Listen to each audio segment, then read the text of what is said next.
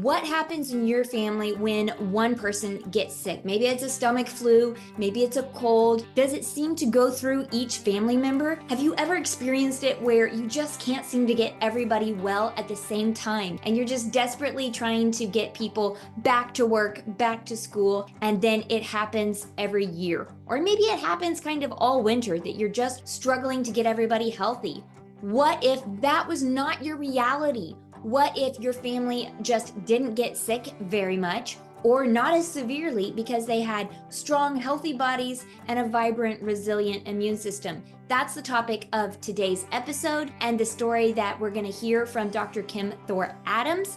I'm Jenna Quinton, founder of Adjust Your Media and host of What Chiropractic Doesn't Cure Stories of Innate podcast. And today's episode is brought to you by my membership, Adjust Your Marketing Blueprint, where I help chiropractors and their teams to do their social media by saving time and having strategy, by having tools and tutorials. You get a whole video course, but I don't leave you alone with it. You can go through that at your own pace, but then we have group coaching. We've got graphics, so you don't have to be a graphic designer in addition to a business owner and a chiropractor, or in addition to being an awesome chiropractic assistant. So if you're interested in learning more about Adjust Your Marketing Blueprint, then look in the show notes and we're going to get started with today's episode. So with me today on What Chiropractic Doesn't Cure Stories of Innate is Dr. Kim Thor-Adams, and she is an expert in pediatric chiropractic, an expert in standing up for your rights and creating the practice of your dreams, which is amazing. So she's also a chiropractor in Nebraska. She's a speaker. I heard her at MileHigh. That's where we met. She's a coach, an author, and a mom. So welcome. Thank you for having me. I'm excited to talk to you again. Yes. So what is cool too is I relate to you in different ways. You're in Nebraska, I'm in Kansas, so loving the Midwest life. But also you talk about how you grew up crunchy, getting adjusted as a kid, not getting shots, and I did as well. You talk about home births. I was one of the first few home births in our tiny Kansas town and, grew up since then. And now we both have kids that we're doing this with. Yeah. Isn't it cool? And it's It almost really like growing up with that and like signing papers to go to school and not going to the doctor all the time. It didn't really have much weight. And now when you do it as a mother, it's like, this matters. I'm going to make sure this T is crossed. Yes. Yeah. And so I didn't even go to school. I was homeschooled K through 12. So even that aspect of just learning to think differently and be curious and just this love of learning, but specifically with our health. I told my sister this morning, research it for yourself, honey. So you're a great person to have on this podcast, and I'm excited about what we're going to share today. So tell us a story. Who have you seen who got better under chiropractic care, and how did chiropractic help their body to heal itself? Yeah, it's really crazy the amount of miracles you see, I guess the one story I would choose is the one where the mother was able to just say it bluntly to me. So I've been in practice probably, 8 of the 15 years I'd been in practice. So 7 years ago, let's say. She'd been to a different chiropractor and felt better, but her and her family would get sick every year at the same time when it got cold, and it'd get bad and they'd have trouble fighting it. So then she came to me and I adjusted her, her husband, and all of the children. So for probably like 3 years into it, and they just come very rarely for maintenance at this point. And she comes in one time in the fall and said, Kim, I'm saving money by going to you. And I don't take insurance and I'm the most expensive in my town. So I don't hear that a lot. And I loved hearing that. And I was like, great. What do you mean? And she said, well, we don't have to pay the medical doctor what we used to pay the medical doctor because we don't get sick anymore. In the sentence, we don't get sick anymore, was like heavy. And like, I still have goosebumps right now. Like back in the day when they founded chiropractic and the guy got adjusted and he got his hearing back, Dr. Palmer went around telling the country, I think I cured deafness, but he hadn't. Instead, all the people he went and adjusted got better, got healthier. And that's what chiropractic is about. Having your brain and your body communicate through the nervous system to function better and heal better from whatever, which is really cool. So miracle stories of babies that scream and then don't, of breech babies that are no longer breech, of kicking big diagnoses with innate are great, but the sentence, we don't get sick anymore and we save money by going to you, is really cool. And it sets me more on purpose. Yeah. Well, and when you think about it, I have 4 kids. So, if one of them gets something, they're all wrestling all the time. They're all sneezing on each other. They're all, eating from the same spoon. So, it does seem to be that if I'm going to say in an average family, sickness goes through everybody, right? And the impact on a big family, and I don't think 4 kids, I'm from a family of 10, 4 kids is not a big family. So, 4 kids, and you think, oh boy, and then it's going to go one at a time. You're going to get one who stops throwing up, and then it'll be the next one. And you just have the days and weeks of laundry and chicken soup. And you're just like, we're never going to be over this. How many days have you been out of school, kid? The impact emotionally, relationally, that feeling as a mom where you're like, I need a shower and I need to get out of this house. We don't get sick anymore means none of that happens. Yeah. And, when we look at studies, and I will put some in the show notes, there's a great 7-year study that said, people who had a chiropractor as their primary care doctor had less prescription medications, had less hospitalizations, had less sick days. And it wasn't specific to they had less low back pain. It was overall, these people are thriving. And it is great to see because there's the economic impact of you didn't take off of work, your kids weren't out of school. It really trickles out all of society. Yeah, I agree. My favorite part of the studies, if you want to do that, is 1918, there was a Spanish flu. And Yes. at Palmer College, they adjusted people out of the basement of the big giant building that I used to go to school in. And most people who got adjusted got better and didn't get sick. And it's crazy to see the death rates of those who died who didn't get adjusted versus the non-existent death rates of those that did. So the Yes. proof is in the pudding, really. Like, bring me a baby, let me adjust them, let's get to know each other, stabilize the spine, stabilize the system, and you'll see the difference. Yeah. And that is so often when I talk to my clients, I talk to my clients once a month and say, okay, so we're going to plan your social media. Tell me some stories. I usually ask them, let's get 3 or 4 stories, not just testimonials, not just reviews. Tell me a story. And so often they're like, well, we don't have, everybody's doing fine. Everybody's doing well. Everyone's thriving. That is a story worth sharing as well, because the miracle is that there didn't need to be a miracle because you adjusted this baby. You adjusted the mother before they were born. You adjusted the baby since birth. And so then there wasn't a miracle. She doesn't have ear infections anymore because she never got them in the first place. You couldn't even say the word because you brought him to the chiropractor before you know what that is. Yes. Yes. And that is, what I see with my children. And, life is still full of stressors. We talk about the 3 T's. We talk about that there's trauma, there's thoughts, there's toxins, and we're still working through all of those things. Stuff happens. And so we still, take them to get checked and adjusted. That my kids still have little things where I'm like, what is up with you? We're going to need to, check that out and identify that.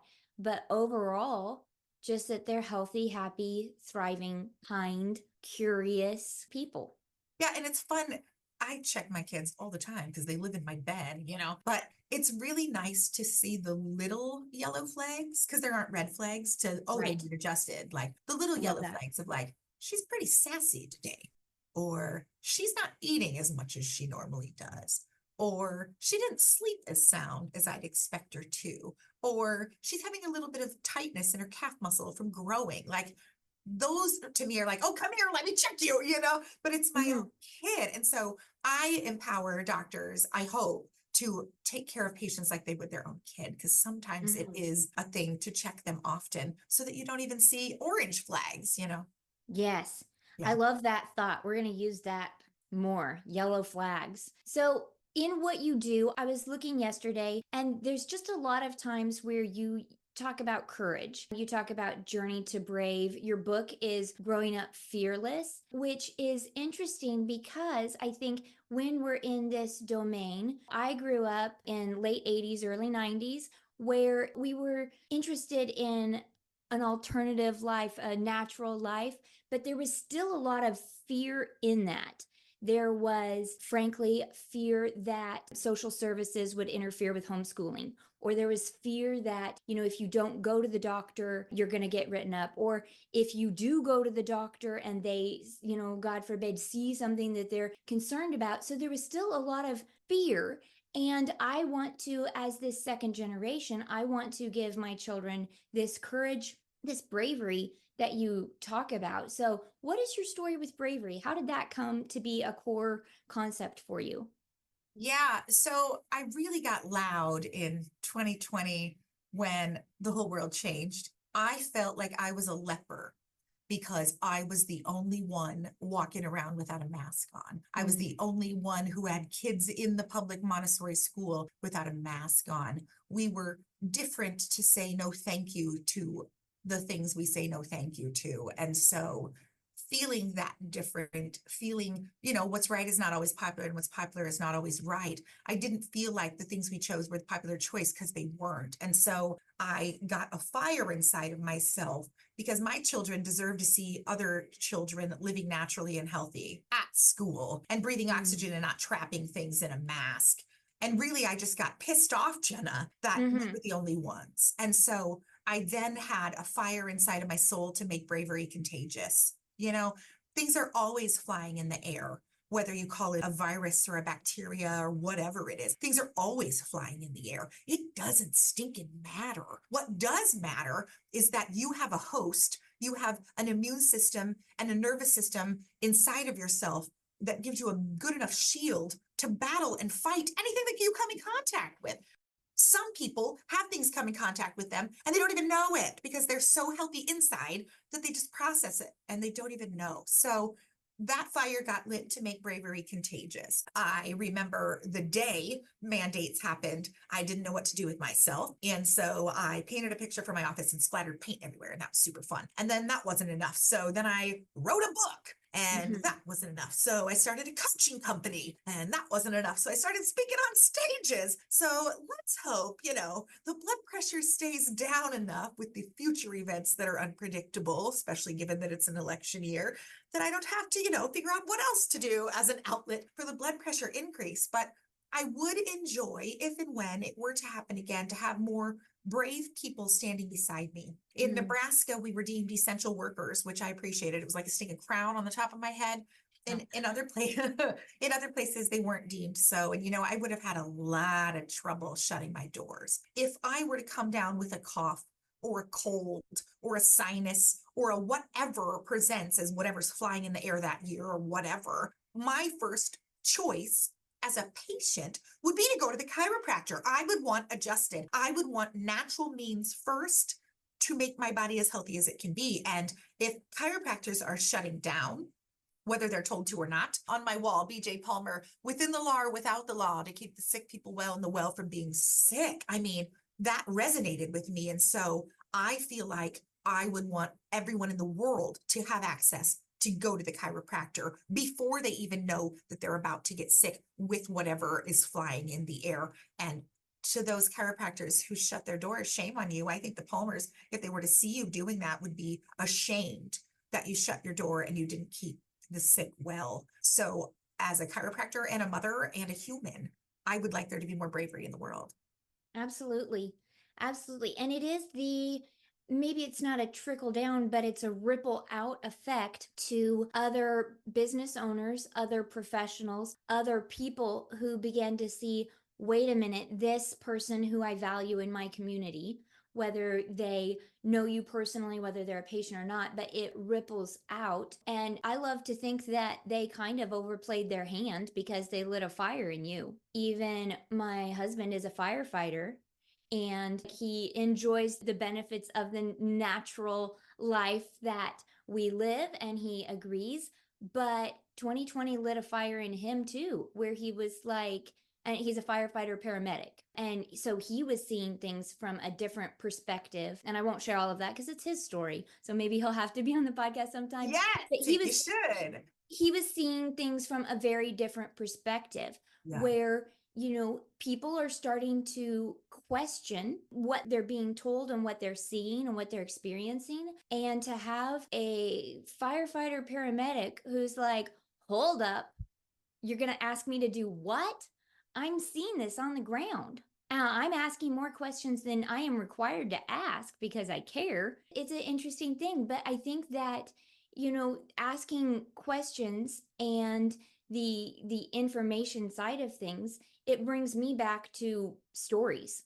That's something that I've heard so often where people can have an argument with you over, oh, this is fact, this is fact. No one can argue with my story. It is mine. I experienced it. And so that is something that I think with this podcast is so powerful of sharing stories and saying, this is the experience. Look at it through whatever colored glasses you would like, through whatever filters. This is the story. Mm-hmm. So what are some things chiropractors can do to be more fearless in sharing their stories and being loud? Good question, Jenna. Step one, if you're doing things for your children that you don't say out loud in recommendation to your patients, start with that. Okay, step one. Step two, in the mirror in the morning when you're brushing your teeth or whatever you're doing, you need to be your own cheerleader. You need to empower yourself to say, here I am. I am here to make a difference. I am on purpose. If you're a chiropractor, I'm going to go slay subluxation today and make the world a healthier place.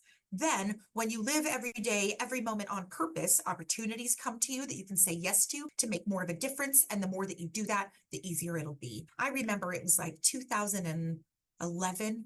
I put my little iPhone up. Hey, this is Dr. Kim. Today I saw this and here's what I think. And it was bad. And now when I do that kind of stuff, it's better. But it takes time to practice. You have to cultivate any feeling, anything you want to be in the future. You have to pretend you're already there and cultivate the feeling and make it happen and be a magnet for it. So if you don't think you can, you can't. And if you want to be brave, what would it feel like to be brave? What would it feel like for the phone to ring because you are brave? What would it feel like for patients to say, I like what she's saying. I only want to go to her as my doctor, because that's what happens when you're loud. I love that. I love the mirror. That's such a practical touch point of the day. My husband read through David Goggins' book, Can't Hurt Me, and he talks about the accountability mirror and being just roughly honest with yourself, like breaking yourself down in that mirror to say, who am I and who do I want to be? Because if the version that's showing up in that mirror is not brave, then, like you said, being that cheerleader for yourself, what would it feel like to be this brave? And that accountability is terrifying, but it is a wonderful thing. Like, if that is our goal as a society, that we can look at ourselves in a mirror and be at peace and be at rest, how much of the world would get better? Yeah, and I feel like authenticity is huge. Like, as a chiropractor, it's literally my hands touching other humans, and I'm the vessel through which their body heals, which is sick and awesome. But if I'm not authentic, my hands aren't as great as they can be. So if doctors are doing and saying things for their own family different than what they do and say in the office, like one time a chiropractor said, I bite my tongue because I don't want a patient to leave me. But I cannot not speak because I don't want the regret of who knows what if I don't speak. So for me, I mean, I'm at this point of I don't give two craps really. So I would rather speak the truth, educate the patient without a fear of them going somewhere else. And if that's the case, if they do go somewhere else, if I'm loud enough, the people that resonate me will call instead. And also, we were talking about time, this aspect of time, and a wizard arriving exactly when he means to, when she means to. And there is this aspect too, like it is autumn in the Midwest. It's a beautiful season. There are seasons. And so if I have been loud, I've been loud on social media. I've been loud in person. I have told the truth in person and in social media. If I've been a congruent person where My people ask me all the time, should I post things on my private page or on my business page? And I said, it shouldn't matter. It should be enough of the same. Maybe it's just the ratios are different of maybe you don't want to see my kids every day like I do. But those things, if we have been congruent in those things and we understand maybe this other person is having a season. Maybe they're in a winter season where they're not ready to step into springtime and flourishing. And maybe when they are ready for spring, they'll come back. Everything comes in waves, even Yeah. the energy of yourself, even the times of the day. Like in chiropractic school, I used to go to the library for a whole weekend, and sometimes I could be as productive if I went for 4 hours instead of a whole weekend with a lot of focus. So it all comes in waves. Business comes in waves. Your energy comes in waves. But when you're on purpose and there is no changing that line in the sand, it doesn't matter. It's like a subconscious ride the bike. Whatever question comes at you, you already know the answer because you're so on purpose. It's already in your head. Yes, I love that. Well, tell us a little bit about where people can find you. What are the best ways to connect with you? Yes, well, if you'd like adjusted, I'm in Nebraska in downtown Norfolk. My website is drkimthor.com. My coaching group is called The Chiropractor's Journey. I also have a book called Growing Up Fearless that is on Amazon. But feel free to reach out to me on social media. Instagram, Facebook, LinkedIn are the big ones that I do. I'd love to answer any questions you have. I do offer a complimentary 15-minute consultation call, which is super fun to just like help people out real quick. You never know how far reaching, So if that's something you'd like to, I can send that out and put the link on the podcast too. Perfect. Wonderful. Well, thank you for, I know we could talk and talk, but thank you for sharing all of this today. And we will have all of those resources in the notes for people. But I hope that if anything, people get those 2 points that you said. If you're doing things for your children and not recommending them to others, that's a first step. And then looking in that mirror and being your own cheerleader for your energy, your direction, and who you want to be. Yeah, you got it. All right. Well, thanks so much for being here today. Yeah, thanks for having me. Bye.